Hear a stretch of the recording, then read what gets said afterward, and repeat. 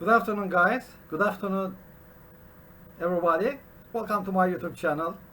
My name is Hasan Zeki Alp. You know me. This is gonna be the last lesson for JavaScript this afternoon. So far, we have completed 10 lessons, 10 sessions, and this is gonna be the last one and the 11th one. So we'll be finished this JavaScript series. That does not mean that these JavaScript lessons, JavaScript examples will come to an end. Contrarily, in this period, I will continue to collect original and sophisticated examples for JavaScript usage with HTML files, and whenever I find opportunity to present, to prepare such a lesson like this one, I will make it broadcasted like all previous JavaScript lessons. And right away, without wasting any time, I'd like to start up our JavaScript final lesson. As usual, I will be using Eclipse-IDE environment, and take it easy, I say.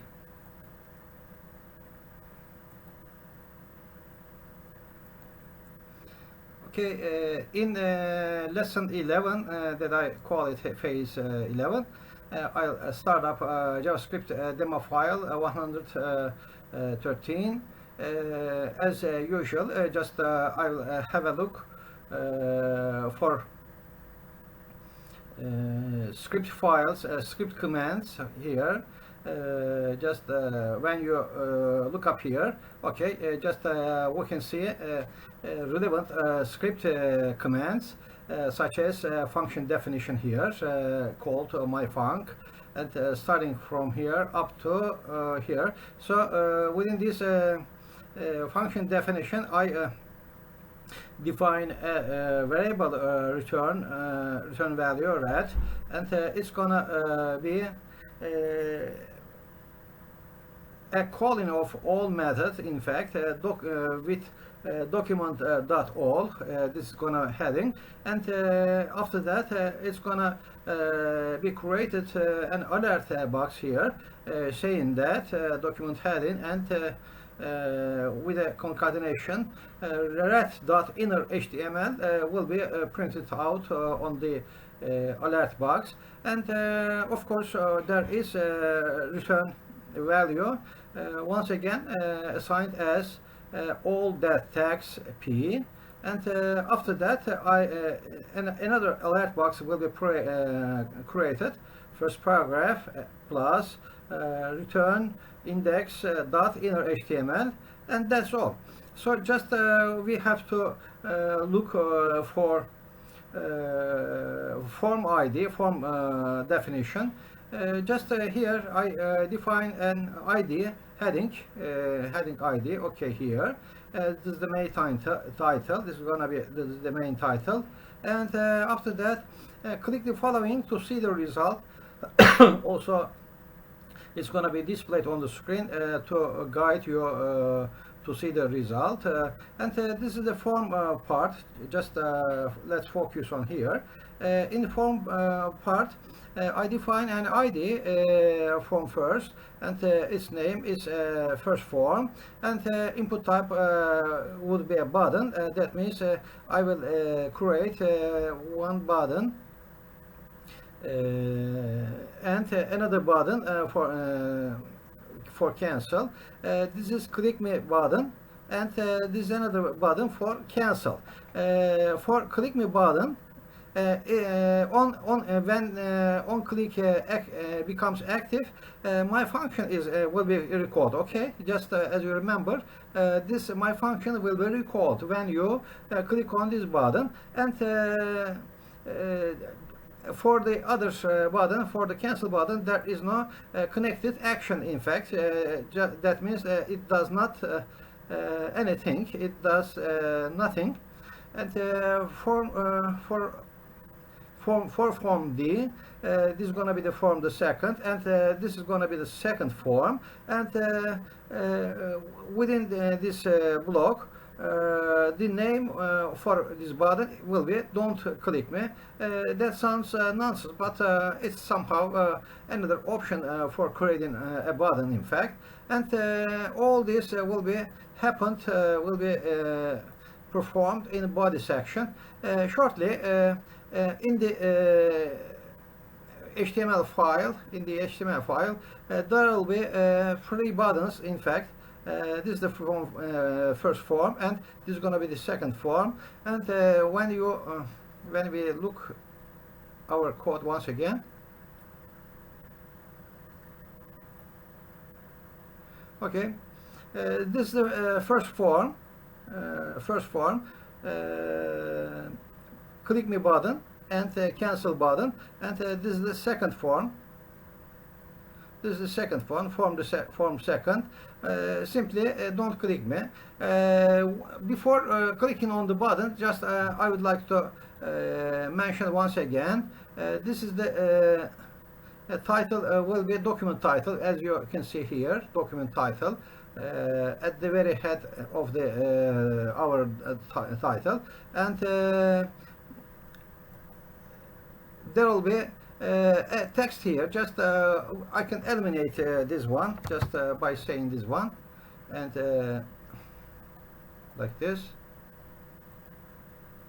Gonna make it once again.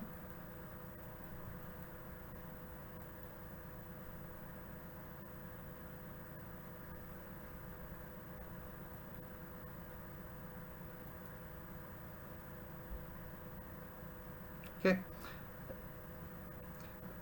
and this is the main title. Will be printed with header first, header 1. Okay, a big font, and after that, this will be the user will be guided by this text. Click the following to see the result. Just I click on this one. Okay, click me, and the first there happened to be a alert box here saying this is the main title, document heading. This is the main title. Okay, when I click on the OK button, it vanishes. Just I'd like to close this one once again. Okay, what happens here when we click on the button? When we click on click me button, my function is recalled. Okay, where it is when we recall my function, the heading, document heading will be printed. Okay, just as we have seen just before, and okay, document all tags P will be printed as first paragraph, etc.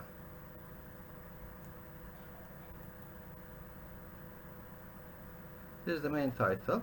Okay, when we click on button, there happens nothing, and this button also does nothing. Let me show you another example.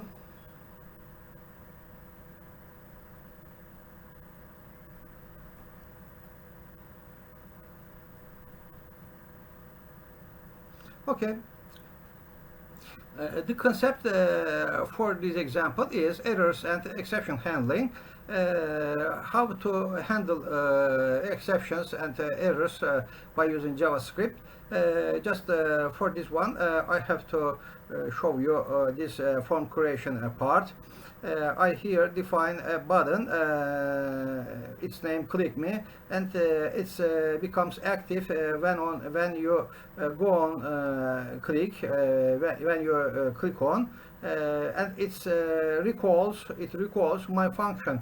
In fact, and when I look here, this is a script part, as you remember. My function under the function mainframe up to here, I define a variable a, so it's to be 100, and after that just I create an alert box saying that the value of variable a is, and with concatenation the value of a is displayed here.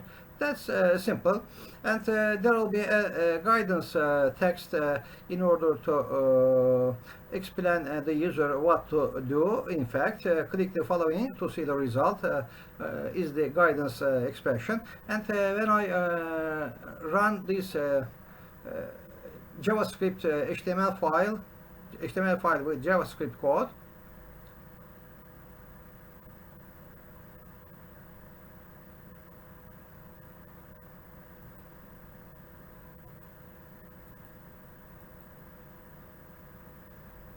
okay, this header is printed unacceptedly, and click the following to see the result. This text, explanatory text, is displayed on the screen, and of course a button is created with the name click me. And when I click on this button, and what happens when I click on this button, just it recalls this function, it invokes this my function, and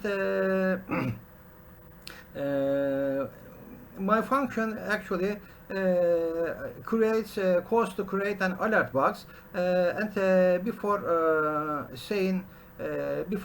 creating this alert box, I define a variable a so as to be 100, and 100 will be printed out on the screen. That's all. It's a way to create a button and to display some value that's gonna be defined within our script, the JavaScript code within our HTML file. Okay, let me show you another example here.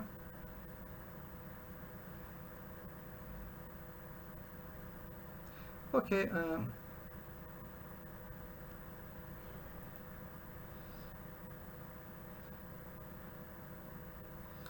Okay, this is somehow a repetition, but just I have added try catch part here in order to follow up errors and exception handling. In fact, try, as you remember, try and catch will allow us, will help us to catch any error condition, any errors or exception condition, and to give information about the user or the client what happens when this error occurred. And just I define a variable a so as to be 100, and there will be an alert box. Value of variable a is 100, and if in case any error happens or any erroneous condition occurs, so it's gonna catch this case with indicator a, and e.description will be printed with an explanation of errors, in fact, by means of an alert box. And that's all for this example.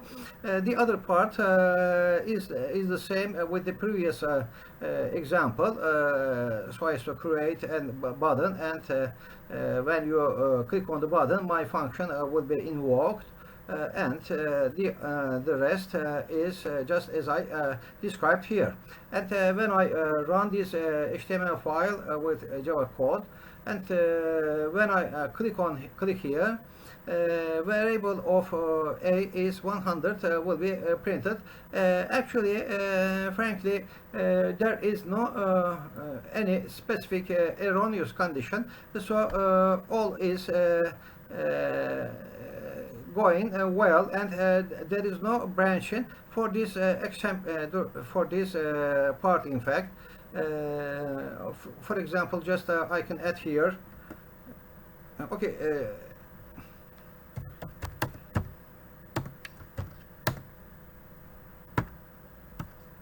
A divided by 0, just I can say.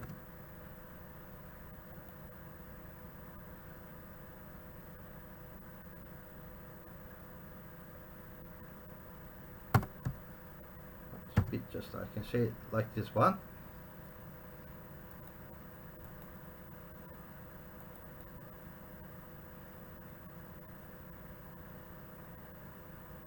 frankly, it's gonna happen an erroneous condition, because any number when it is divided by 0, it's gonna give an error condition, in fact. Okay, something happens. Infinity 100. Interesting.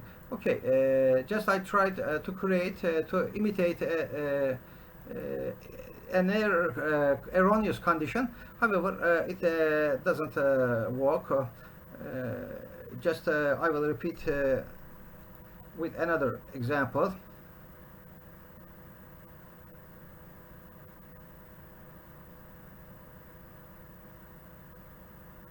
Okay, this is going to be an example for try, catch, and finally structure. When there happens an error, okay, this catch part will be performed. However, this way or that way, final part will always be performed. Unless this one or this one will be performed. That's to say, if we would like to display any explanatory phrase in case any try and catch function happens, this phrase will be displayed on the screen.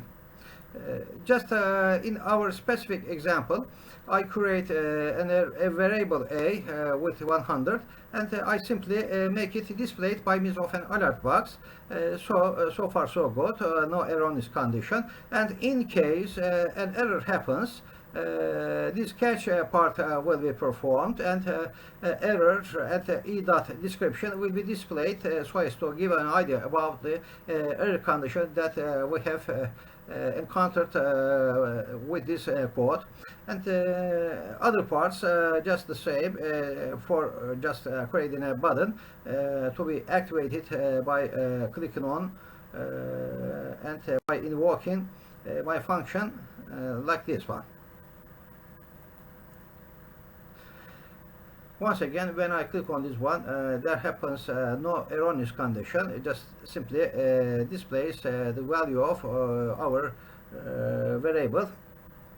And when I click on this one, final block will always execute. Alert box will be created as a result of this one, because the code compiler just sees here, and after that, when see here finally block, and it tries to and manages to create alert box saying final block will always be executed. Just I repeat once again. Okay, final block will always execute. This is created as a result of performing finally, in fact. How about our next demo file here?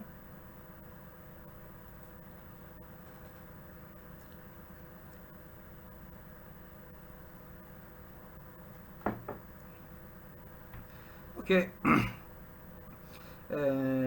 This is the throw statement example. I here define a button as usual here by means of this form part. When clicking on this click me button, my function is recalled. We invoke here this one, and when we recall this function, my function, I create two variables, one variable for A and one variable for B. So one variable B is set to 0, and the other set to 100. And this is the try catch part. Just focus on this try and catch part. Okay, it just scans the result, and if B equals to 0, okay, if B equals to 0, that means zero division will be strived to be performed, in fact, and the result, of course, will be infinity or not a number, and it's gonna throw divide by 0 error. Okay, and else if b does not equal to 0, so just it's gonna make a simple arithmetic operation for a divided b, and in case an erroneous case happens, so there will be created an alert box saying that error plus e indicates the specific relevant error. So just when I run this simple example, when I click on this one, since our b variable is still 0, it's gonna make a divide by 0 error. This is displayed on the alert box, and that's all. This is the complementary example with the previous code. I gathered that.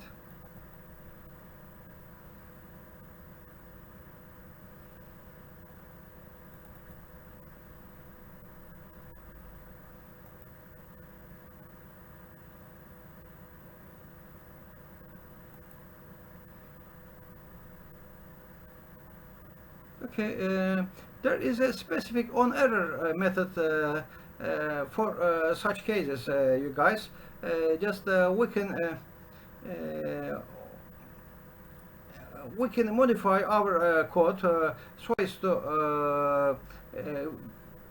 as to display the case whenever an error occurred. The rest part is the same as we have already used in order to create a button. Okay, when we invoke my function, okay,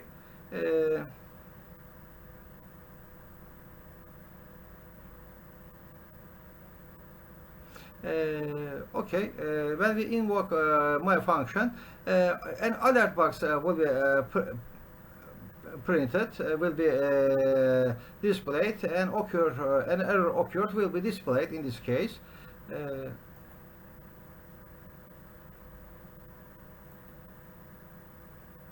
Okay, this is created by means of this window dot one error object, and the function is recalled here, and the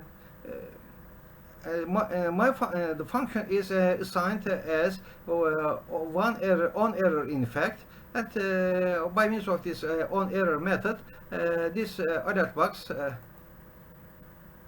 an error occurred will be displayed. This is within this main framework. This just when we look here. Okay.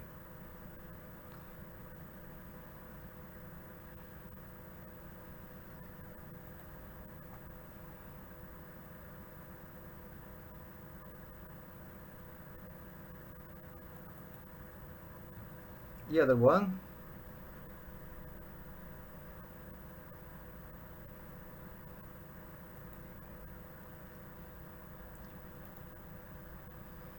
Okay, this is another example with on error. We create a button here as previously. My function is invoked, and when I look here, within the frame of this function, three arguments are accepted: message, URL, and line. And just look inside this curly bracket. At first, one alert box will be created. Some errors occurred, and another alert box will be displayed. Message semicolon, and message will be printed, and another alert box will be printed, URL, and gives the URL details, and the last alert box with the help of last alert box, line number and line will be displayed on the screen. Just all this alert box creation will be completed whenever a function is recalled, and this is gonna assigned as an object of window dot on error method. When I run this one, okay, this is the explanatory phrase, yes, and when I click on the button, some errors occurred. This is the first alert box, as you see. Uncached reference error because my function is not defined. This is another example. This is another error because we have already created here. Just this is an explanatory example. We have already created. However, it's not. Okay, the URL part will be recalled, and this is the relevant URL that regards to our route that I created this lesson. And after that, line number 22, this is the this indicates the relevant line number. What was that? 22. Okay, this one.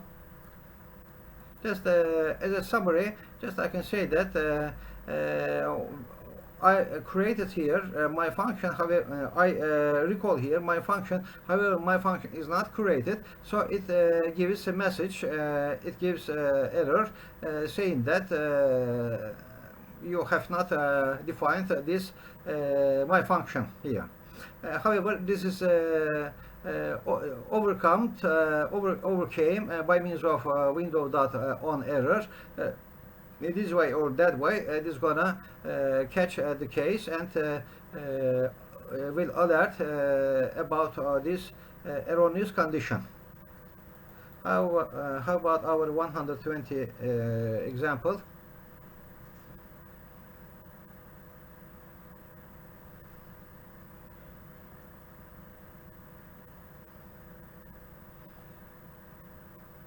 Okay, here I just give you an animation here, JavaScript animation. It's titled JavaScript animation.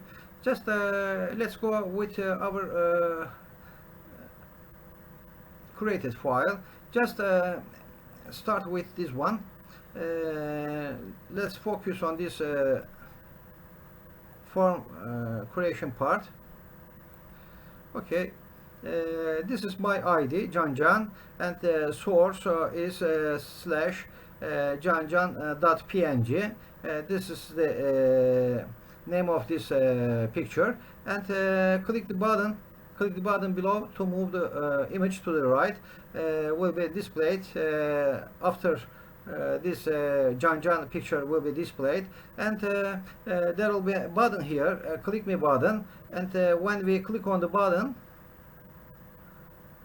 move right method will be recalled. Move right. So we have to of course define a move right parenthesis with parenthesis method, and that's all. When I click on this button, simply I invoke move right button. Just when I look back, okay, when I look back to this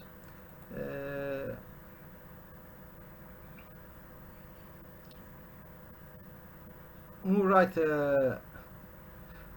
method, okay, let me start here. I define an image object. Image object will be null at first, will be set to null, and my function in it will be including this image object variable will be assigned as document.getElementById John. So John will be our triggering name, and this the style position will be relative, and the style left 0 pixel. This is the starting point. And how about our move right method. This is the initial condition, in fact. Okay, initial condition. And how about move right method? I simply define a move right method so as to be displayed 10 pixels at each step. That's to say, parse int variable with image object dot style dot left will be increased by 10 pixel for each time. Whenever we click on this one, in fact, and this window on note, when it is run at first, the init condition will be performed, and after that, init condition will be displayed with these conditions, 0 pixel, and that's all. And when we click on the button, just look here. Each time it's displayed to right, it's shifted to right 10 pixel. That's to say, when I try to click on the button, click my button, each time I try to recall, invoke right move right method. What happens? What move right happens does? It's within this frame, just image object style left will be increased by 10, and this is displayed starting from 0 pixel and plus 10 pixel, 20 pixel, 30 pixel, 40 pixel, like this one.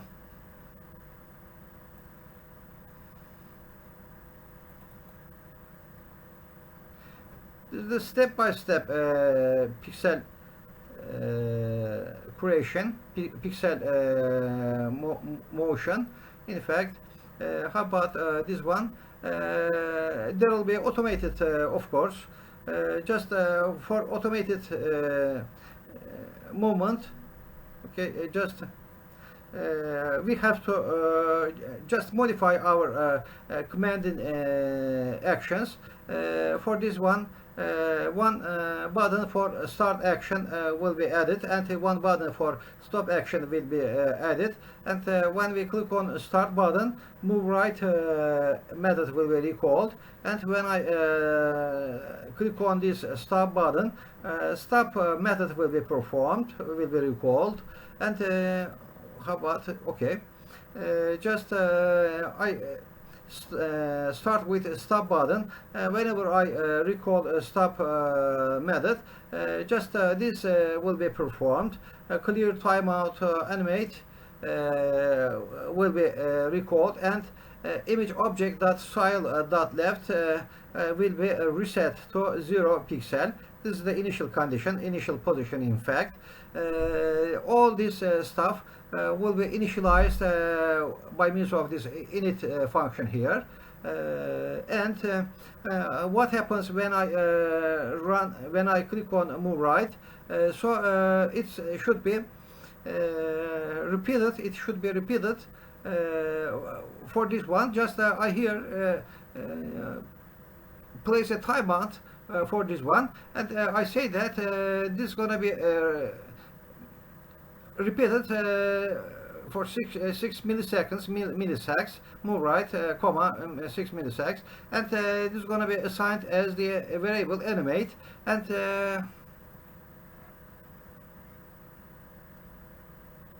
when I make it larger,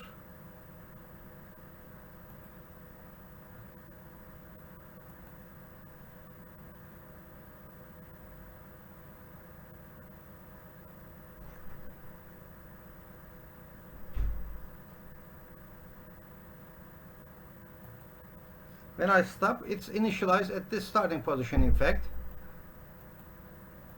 I can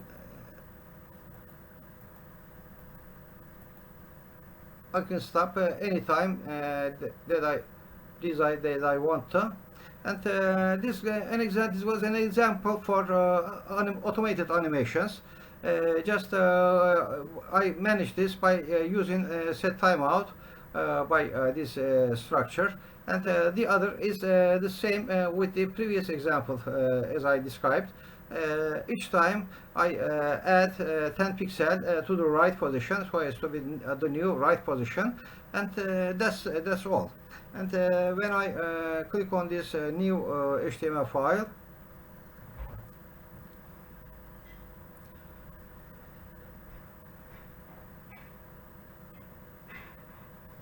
okay, this is another example for animated movements, animated picture selection. When I click on the mouse, picture just changes, and when I when I move out the mouse from that picture, it changes the picture to be displayed on the screen. And just for this one, in the body section, I define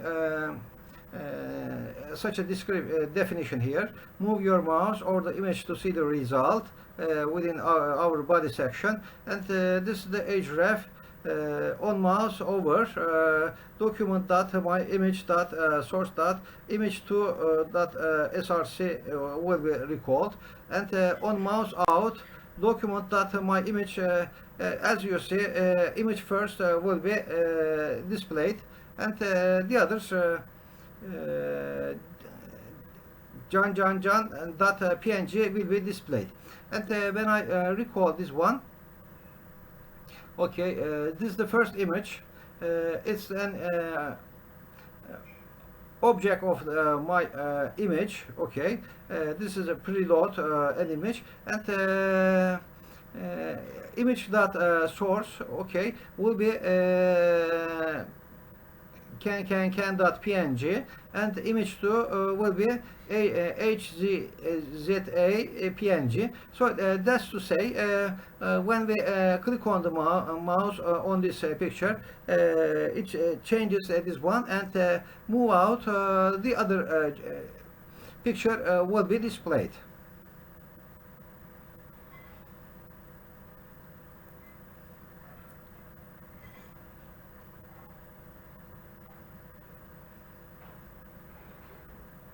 Okay, just as you can see, when I move out, this one is displayed. This is the initial, and this is the initial condition. Yes, and when I move on, the others, my picture will be displayed on the screen.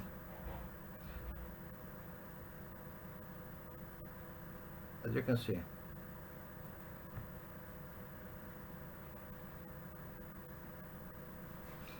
When I move out, on mouse out variable will be assigned as the first picture. That's to say, John, my cat, the picture of my cat is displayed on the screen. Okay. How about our next HTML file? Okay.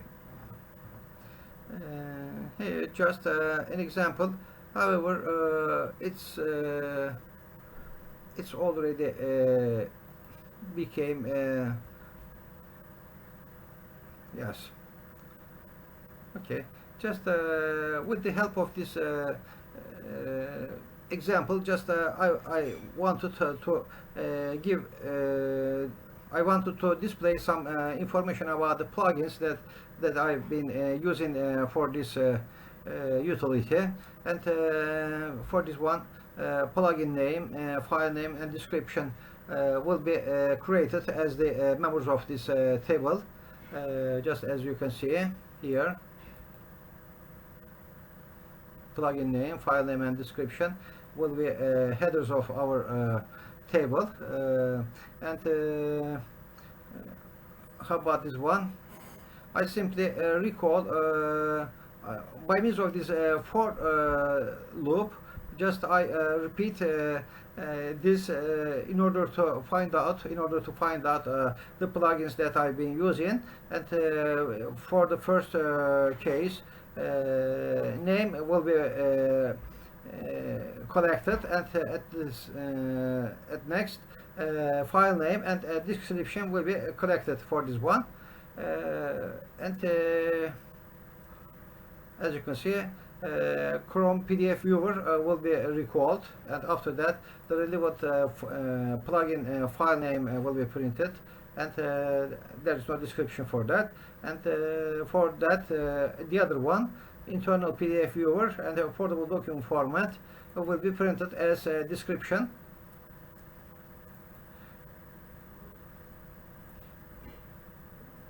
And how about our last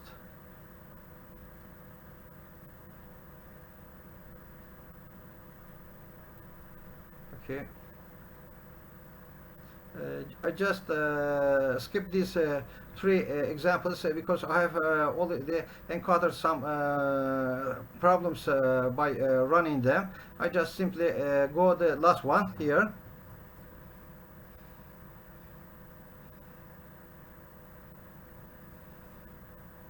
Okay, it's about browser compatibility. Whenever we run this HTML file by means of a browser, we'd like to find out the case, the result, in fact, whether it supports our HTML file or JavaScript codes or not. For this one, this is an explanatory example.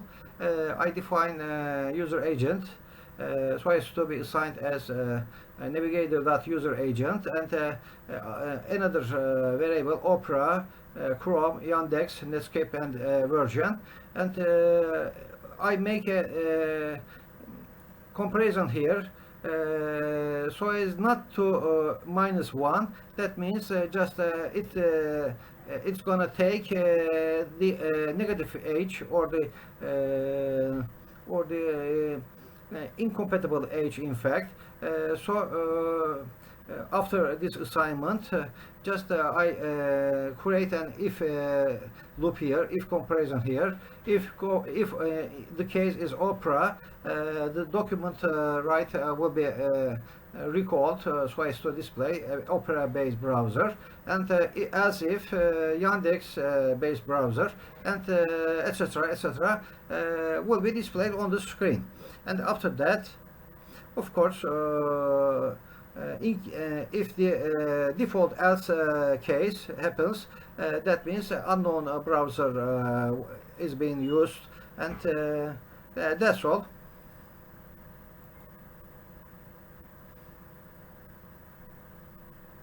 Okay, there is a message here for indicating that this is the end of this JavaScript lessons.